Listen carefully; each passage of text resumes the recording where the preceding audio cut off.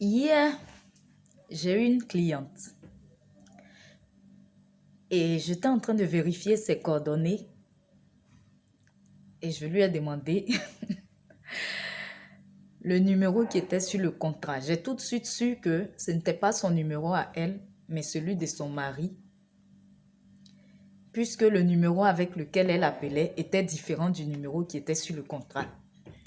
Et donc, je demande à la dame, quel est le numéro de votre mari? La femme me dit, ah non, je ne vous donnerai pas le numéro de mon mari. Même femme blanche lutte pour son foyer. C'est toi, ma copine, comme je ne suis pas là, il faut aller passer du temps avec mon mari. Comme je suis en voyage, il faut aller entretenir ma maison, il faut aller faire le ménage chez moi, il faut aller préparer pour mon mari. C'est toi qui donnes le numéro de ton mari à ta copine, à ta CP d'après toi, à ta meilleure amie, à ta soeur d'une autre mère. C'est toi qui permets des libertés entre ton mari et ta copine. Ça là, il y a des femmes qui ont fait ça et puis elles ont regretté amèrement. On se voit tout à l'heure, mais avant, écoute cette vidéo-là. Écoute. Il faut vraiment très bien écouter. Hein. Écoute bien. Et puis, il y a des choses, tu vas comprendre. Tu vas comprendre que de nos jours, là, il y a des choses qu'on ne se permet plus. Il y a des choses, là, qu'on doit éviter. Femme blanche même dit, elle insiste, elle dit, jamais je te donnerai le numéro de mon mari. Ah, ta numéro, la main, ça est déjà sous mes yeux. C'est juste pour qu'elle confirme. Elle a raison. En tout cas, madame, si c'était avant, là, vraiment, ta crainte, là, était avérée. Mais maintenant, là, les hommes mariés, là, ils ne m'intéressent plus. Donc, tu n'as rien à craindre. Mais comme on le dit, l'esprit est bien disposé, mais la chair est faible. Donc, attention. Dame Sophie, alors, cette dame que vous voyez là, vous avez dit que vous êtes son amie à l'église, rien de plus. Elle nous a fait savoir sur ce plateau que depuis un certain moment, votre relation a pris un coup parce que vous entreteniez des rapports intimes avec son époux. Je ne suis pas allée vers son époux, c'est son époux qui est venu vers moi. Je n'ai rien à voir avec leur problème de couple. Ça, c'est entre eux. Je ne suis pas allée vers lui. Il est venu vers moi. Tu veux que je fasse quoi? Mais vous êtes chrétienne? Chrétienne, oui, mais je cherche un homme pour me marier. Je cherche un homme pour me marier. Si Cédric vient vers moi, je suis célibataire. Sophie, tout n'est qu'une simple amie. Nous ne sommes pas parentés. Elle n'est qu'une simple amie. Et alors? C'est pour ça que tu m'as invité ici. Attendez. Je n'attends pas ça venir de toi, Sophie. D'après tout ce que j'ai fait pour toi, Sophie.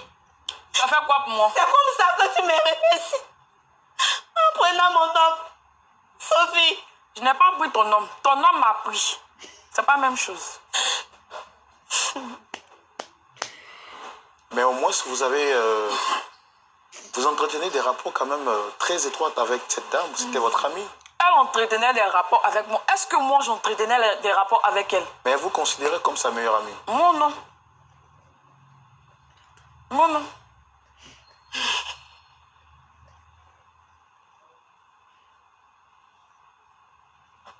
Et ça fait combien de temps déjà que vous avez des relations intimes avec son mari? Pratiquement 6 mois. 6 mois, oui. Mais quand il est venu vers vous, sachant que c'est le mari de votre sœur, vous auriez pu refuser au nom de la morale spirituelle? Oui, dans les débuts, je refusais. Mais Cédric m'a promis le mariage. Elle m'a dit que comme sa femme ne lui faisait pas d'enfant, il va me prendre comme une deuxième femme. Ou si je vais, il va chercher sa femme pour moi. Puisque je cherche un mariage. Au nom du mariage, Au nom du mariage. vous avez détruit votre amitié avec Sophie. Quelle amitié? Je n'étais pas amie avec elle. Ah! Elle était amie avec moi. Je n'étais pas amie avec elle. Sophie. Je t'ai une fois dit j'étais amie avec toi. Je n'étais jamais amie avec toi. Arrête. Je t'ai une fois dit j'étais amie avec toi. Sophie. On fait partie de la même église. C'est Dieu qui va te récompenser. C'est pas grave. C'est Dieu qui va te récompenser. C'est pas grave. C'est pas grave. Tout ce que j'ai fait pour toi. C'est comme ça que tu me remercies. Tu as fait quoi? Tu as fait quoi? Je te laisse avec Dieu. C'est pas grave, je te laisse aussi avec Dieu. Je te laisse avec Dieu. Si vous étiez à la place de Sophie quand vous avez fait ce que vous venez de faire, est-ce que vous auriez aimé à la place de Daniel? Dieu merci, je ne suis pas à sa place. Est-ce que vous croyez que Dieu paye aux hommes les actions qu'ils posent? Oui, peut-être. Oui. Pour vous, l'amitié, est-ce que ça existe? L'amitié existe. Mais il faut connaître sa place dans la vie des hommes. L'amitié n'existe pas. Si l'amitié n'existait, tu n'allais jamais me faire cela. Je dis, il faut connaître sa place dans la vie des gens. Tu connaissais ta place dans ma vie? Oh, c'est les femmes. Oh, Seigneur. Sophie, sache que tu vas payer pour ce que tu fais. Tu fais quoi? Tu vas payer pour ce que tu m'as fait. Je suis obligée de refuser, je ne refuse pas. Tu n'es qu'une camarade, tu n'es pas ma soeur. Nous ne sommes pas parentés. Nous ne sommes pas parentés. Célibataire Yako. Même au téléphone, on nous reconnaît. Et puis on nous craint encore. Mais c'est à cause des célibataires comme les dames Sophie là.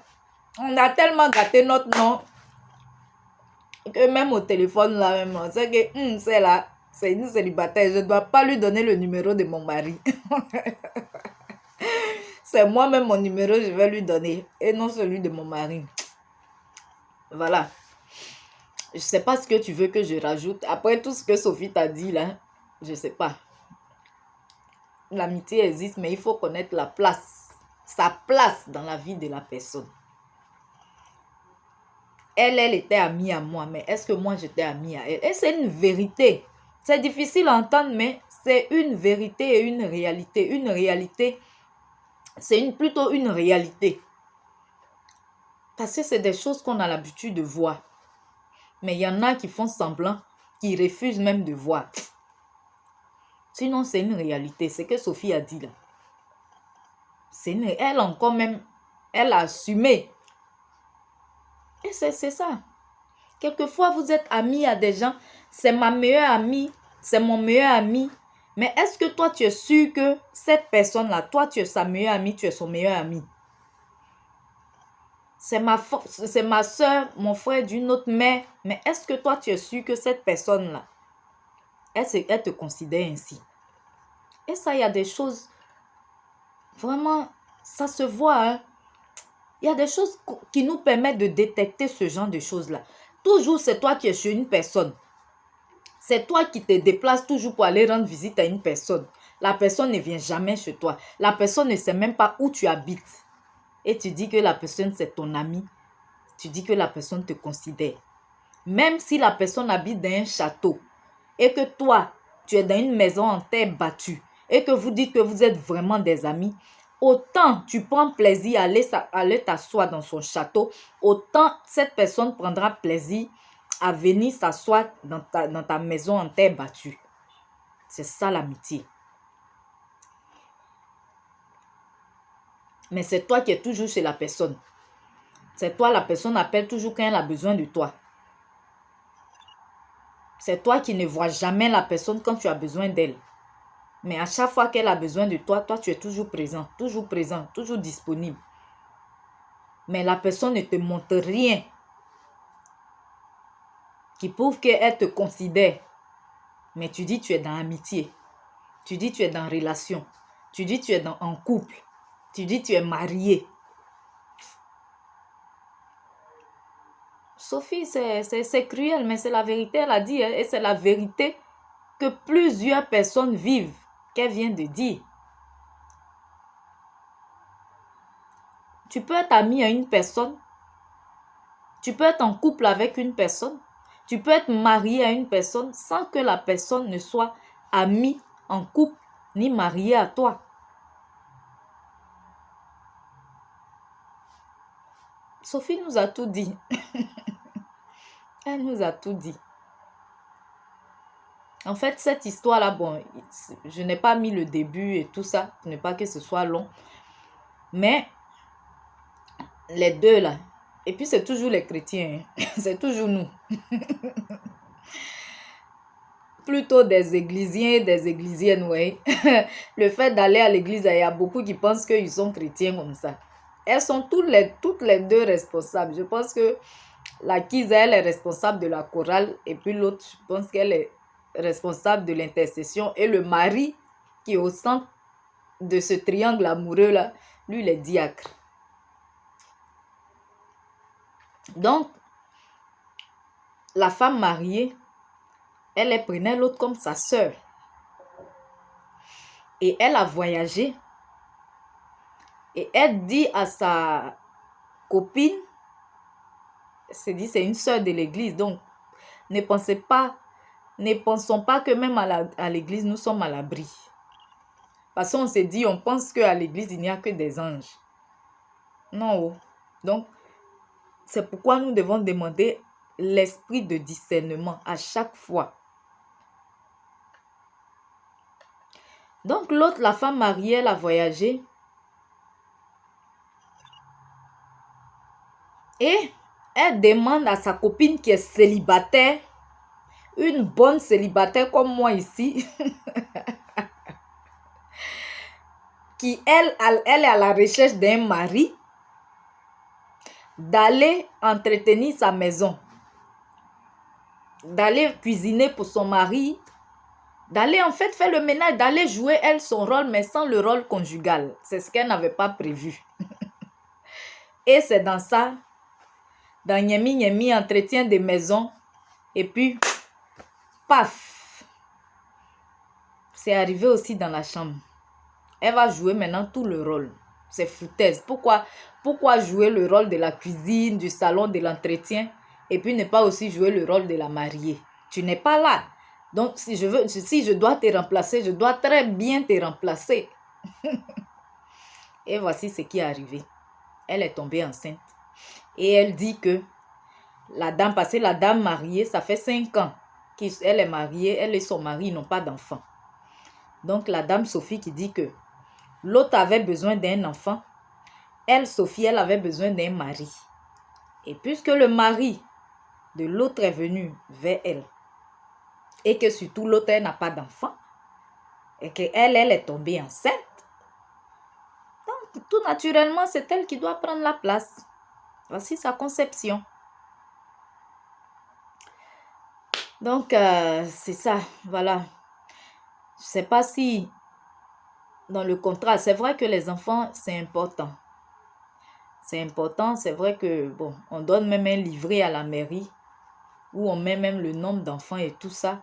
Mais est-ce que quand vous prenez une décision de vous marier, est-ce parce que vous aimez la personne ou bien est-ce pour faire des enfants? Pour dire que s'il n'y a pas d'enfants, il n'y a pas de mariage. Quand c'est comme ça, c'est avant le mariage que vous devez vous entendre. Que, moi je fais le mariage là, c'est forcément, il faut qu'il y ait des enfants. Non, si on fait un nombre d'années qu'il n'y a pas d'enfants, vraiment, on doit savoir que tu... Ou bien vous faites le mariage parce que vous vous aimez. Si Dieu vous bénit avec les enfants, amen. Si Dieu ne vous bénit pas avec des enfants, bon, il y en a qui sont pleins dans les orphelinats aussi que vous pouvez adopter. Donc, voilà, amitié des femmes. Nous sommes toujours hautes. Amitié des femmes, ça commence toujours chaud. De toute façon, ça commence chaud là. C'est comme ça aussi, ça se glace, ça se gèle en même temps. C'est comme ça devient glaçon. On aime beaucoup parler, on ne sait jamais garder des secrets. On ne sait jamais fait mettre des limites.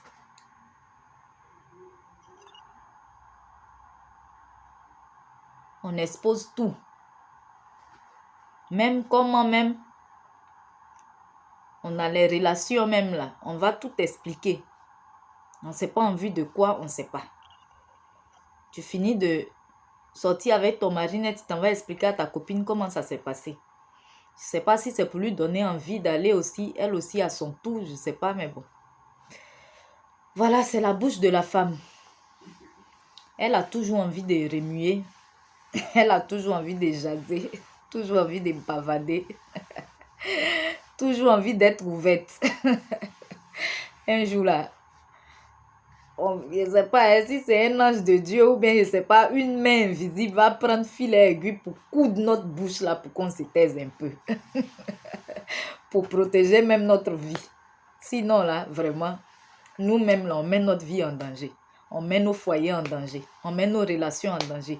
Tu viens de rencontrer un homme net. Toutes tes copines doivent savoir que tu viens de rencontrer un homme. Elles l'ont même pas encore vu, mais elles savent déjà tout de lui. Nous devons changer. Nous devons nous servir de nos expériences pour mieux orienter nos vies. Et faire aussi de la discrétion notre ami. Souvent là, vivre caché là aussi c'est bon. Hein. Souvent là, créer un petit mystère autour de soi là, c'est pas mauvais.